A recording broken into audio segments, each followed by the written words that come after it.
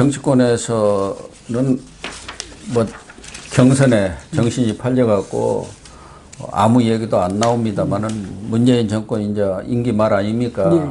그러니까 떨이 인사들을 해야 해요.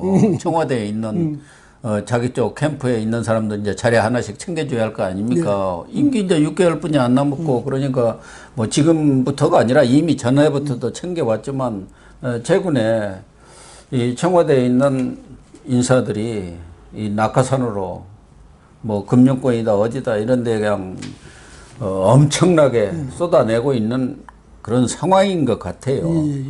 과거 문재인 대통령은 낙하산 인사, 보훈 인사 이런 거 하지 않겠다 했지만 결과적으로 지금까지 해온 것이 이른바 캠코더 인사 아닙니까? 예. 캠프, 그 다음에 코드 인사고 코드, 더불어민주당 이쪽 사람들만 대부분의 자리를 차지했지. 그러니까 패밀리 정권이라고 하지 않습니까? 가족 정권, 자기들끼리 끼리끼리 해먹는 정권이라는 뜻 아니겠습니까? 그런데 지금 특히 문제가 되는 것은 그 문재인 정권이 뭐 뉴딜 정책이라고 신뉴딜 정책인가요? 한국형 뉴딜 정책 한다 해갖고 뭐 수백조 원을 쏟아붓는 그런 정책을 펴고 있는데 그 일환으로 만든 게 이제 뉴딜 펀드라는 거예요.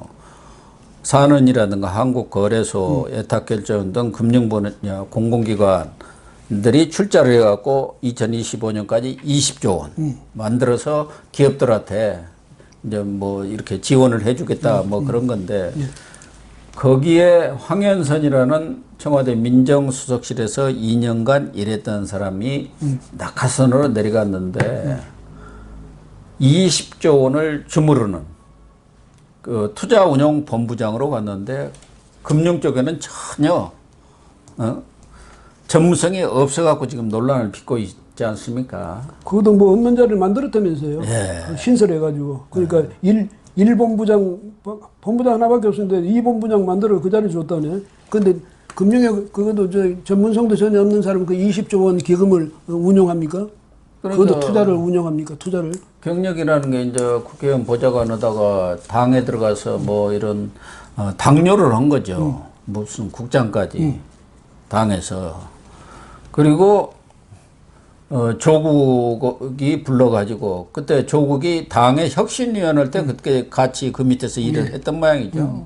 그래갖고 이제 민정수석실에서 2년간 일했다는 거 아닙니까? 그 경력이 전부인데. 그러니까 뭐 금융이라든가 이런 분야하고는 아무 관계가 없는 건데 이런 사람이 20조 원.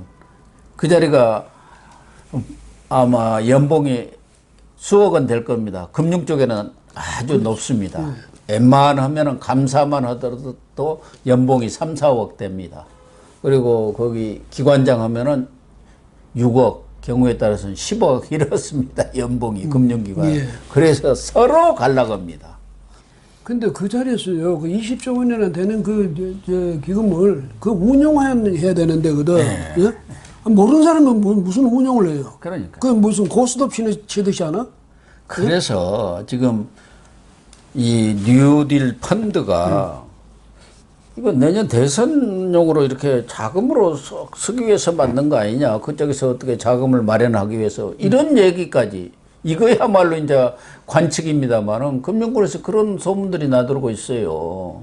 과거에는 저 한국 마사회가 무슨 대선 자금을 많이 댔다고 하지 않습니까? 그것도 복마전 아닙니까? 그런데 이제 공기업으로서 어느 정도 틀이 잡혀버렸단 말이에요. 이렇게 신설회사 이런 데서는 엉성하거든요. 어디로 빠져나간지 모르고 나중에 대선에서 돈 갖다 쓰고 적당히 또 자금 들어오면 갖다 메꿔버리면 되잖아요. 재집권 할 경우. 그런 용이 아니냐는 얘기가 지금 나오고 있는 거예요. 그런 용으로 이 사람을 꽂은 것 아니냐. 그러니까 지금 이 정권 문재인 정권의 그 선거에 첫째 가는 그 뭐냐면 전략이 돈 풀기거든. 응? 그러니까 돈이 될 만한 곳은 모두 지금 장악하고 있잖아요. 그래서 자금 동원력에 있어서는 야당은 아예 그 흉내도 못 내죠. 그 정도로 이제 해 있는데 거기다가 아까 말씀하셨지만 이게 또 임기 말에 되니까 보훈 인사도 해야 되고 또 이런 것까지 겹쳐가지고 정말 저 역대 정권에 보기 드물 정도로 이 사람들이 캠코더 인사에 지금 뭐 매진하고 있는 것 같아요. 올인하고 있는 것 같아요. 그런 상황인데 보니까 뭐 매경에서 공기관 조사를 해봤더니 네. 127곳을 분석했는데 그 중에 말이죠. 이 임원들 456명을 전수조사했더니 72명이 보훈인사 의혹이 있는 사람들이라는 거야. 72명이. 네? 그러니까 이렇게 되니까, 그 다음에 또 공개적 정부기관 47곳의 기관장 물갈이를 했는데 친야 정부인사가 10명이나 들어가 있답니다. 그러니까 이런 식으로 해가지고, 여하튼, 뭐, 무슨 데 어디가 자리만 나면 그 중에, 야, 10% 내 거, 20% 내 거, 이런 식이야.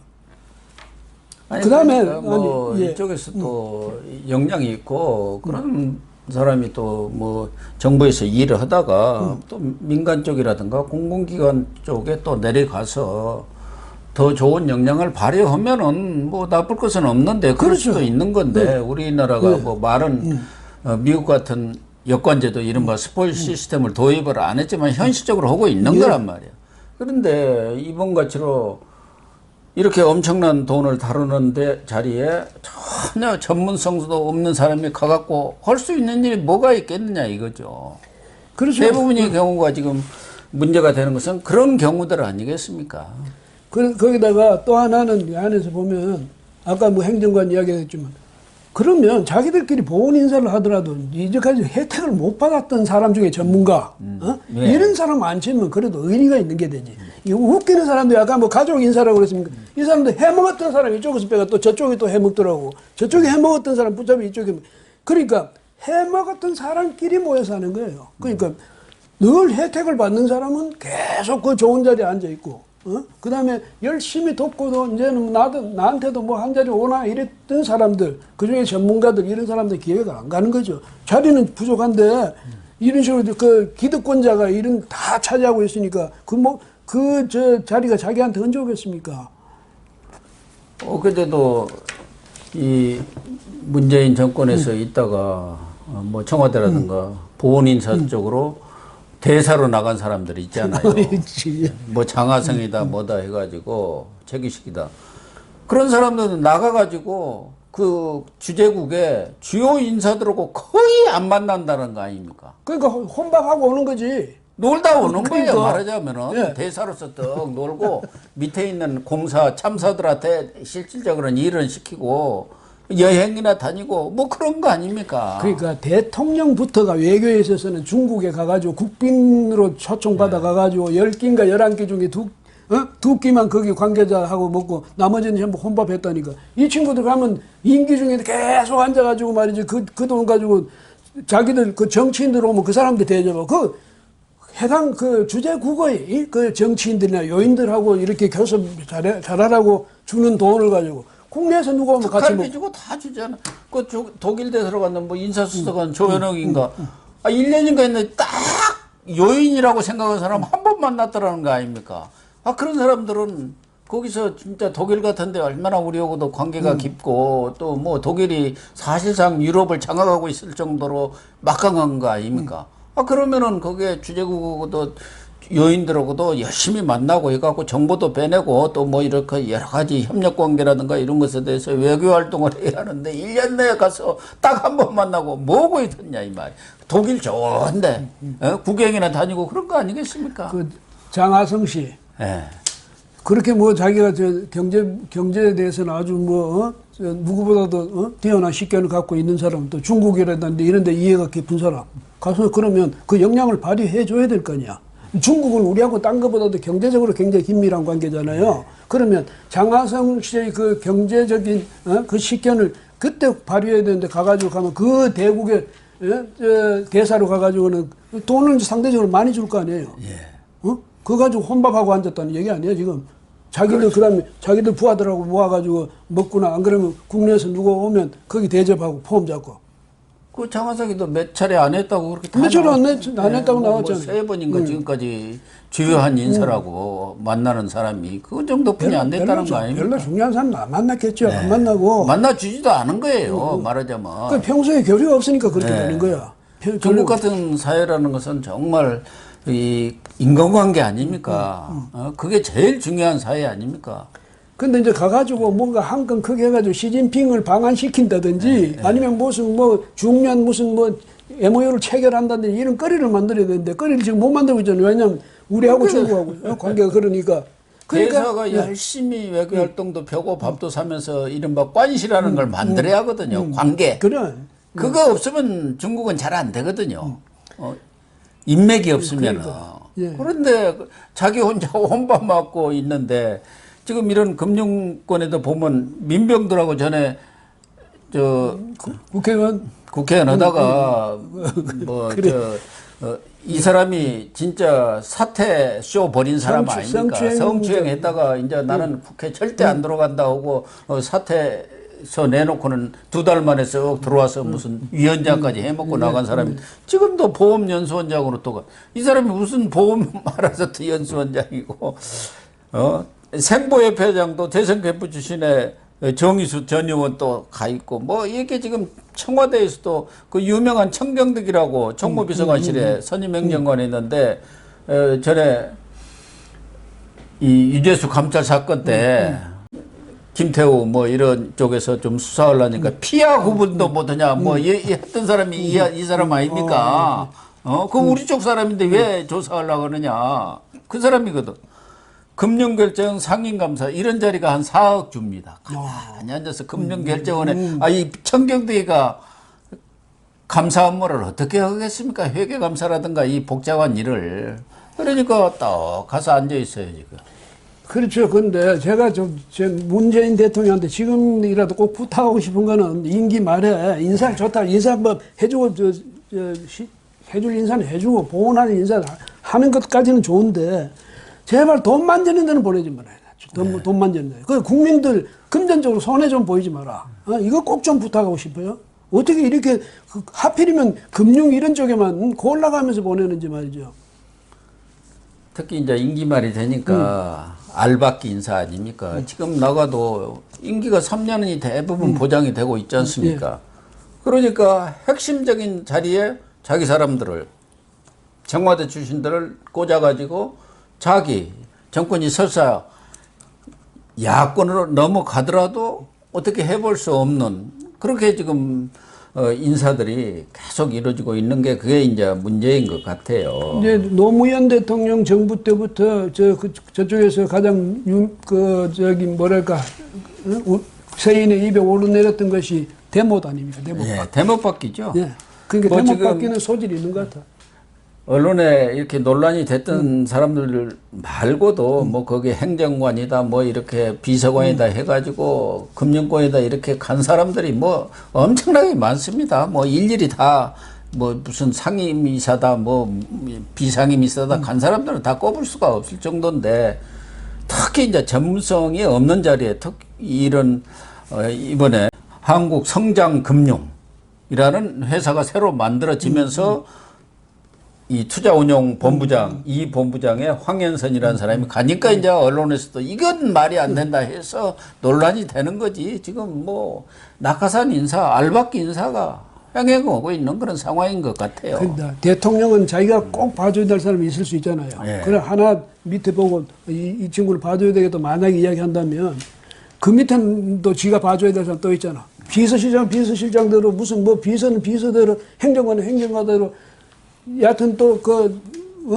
민주당의 대표는 대표대로 뭐 좀 잘 나가는 국회의원은 국회의원들 다 자기 사람 하나씩 심으려고 하니까 온 이 정권 자체가 지금 이런 식으로 알박기 인사가 아주 일반화되는 이런 상황이 되는 거죠. 예. 그러니까 김혜숙 인사수석이 그동안 그렇게 인사 참사를 빚고도 그 자리에 지키고 있는 것은 그런 인사를 하려면 자기 쪽 사람 진짜 뭐 어디다가 나중에 뭐 폭로를 해본다든지 그럴 가능성이 0.001%도 없는 사람이 그 자리에 앉아 있어가지고 이렇게 착착착 보내주어야 하는 것 아니겠습니까?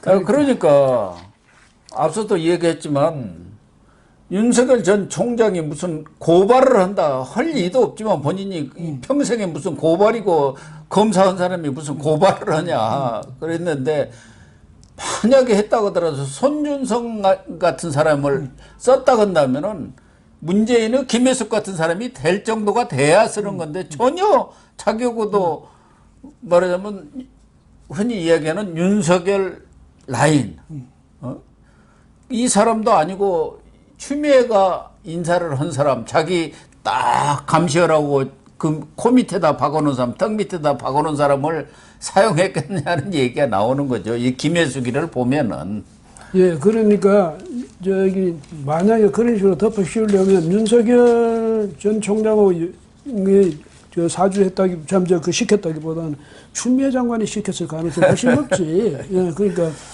그쪽에서 무슨 자료를 만들고 공작을 했을 개연성도 있죠. 있죠. 뭐 누구는 이게 왜 이런 소동이 벌어졌겠습니까? 그러니까 정권 측의 그 사람들이 아무 의지도 없는데, 아무 생각도 그 뜻도 없는데 이런 일이 갑자기 어느 날 붕 터졌겠습니까? 그런 문건이 갑자기 만들어졌겠습니까? 그러니까 여기는 누구나 생각할 때 의도가 개입됐다. 의도성이 있는 그런 사건이다. 이렇게밖에 볼 수 없는 거고요. 어쨌든. 이진동 씨가 그 또 빨리 곧 다 공개하겠다고 했으니까 한번 기다려봐야죠. 어쨌든 뭐 임기 말에 이런 낙하산 인사가 벌어지고 뭐 하는데도 야당에서는 입을 다물고 있는데요. 이러다 보니까 뭐 검찰도 수사권을 대부분 다 뺏어버렸고 언론도 지금 재갈을 물리려고 언론중재법을 만들고 그런데도 40% 이제 지지율을 문재인이가 기록하고 있다는 것이 정말